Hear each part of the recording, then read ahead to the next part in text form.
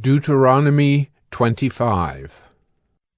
If there is a dispute between men, and they come into court, and the judges decide between them, acquitting the innocent and condemning the guilty, then if the guilty man deserves to be beaten, the judge shall cause him to lie down and be beaten in his presence with a number of stripes in proportion to his offense.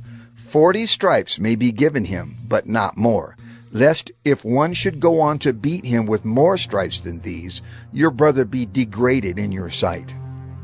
You shall not muzzle an ox when it is treading out the grain. If brothers dwell together, and one of them dies and has no son, the wife of the dead man shall not be married outside the family to a stranger.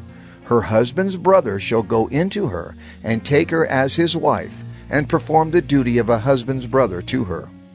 And the first son whom she bears shall succeed to the name of his dead brother, that his name may not be blotted out of Israel. And if the man does not wish to take his brother's wife, then his brother's wife shall go up to the gate to the elders and say, My husband's brother refuses to perpetuate his brother's name in Israel. He will not perform the duty of a husband's brother to me. Then the elders of his city shall call him and speak to him. And if he persists, saying, I do not wish to take her, then his brother's wife shall go up to him in the presence of the elders, and pull his sandal off his foot, and spit in his face. And she shall answer and say, So shall it be done to the man who does not build up his brother's house. And the name of his house shall be called in Israel, the house of him who had his sandal pulled off. When men fight with one another, and the wife of the one draws near to rescue her husband from the hand of him who is beating him, and puts out her hand and seizes him by the private parts, then you shall cut off her hand. Your eye shall have no pity. You shall not have in your bag 2 kinds of weights, a large and a small.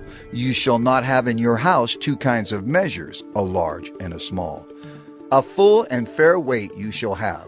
A full and fair measure you shall have, that your days may be long in the land that the Lord your God is giving you.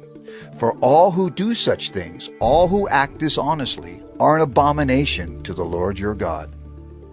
Remember what Amalek did to you on the way as you came out of Egypt, how he attacked you on the way when you were faint and weary, and cut off your tail, those who were lagging behind you. And he did not fear God. Therefore, when the Lord your God has given you rest from all your enemies around you, in the land that the Lord your God has given you for an inheritance to possess, you shall blot out the memory of Amalek from under heaven. You shall not forget.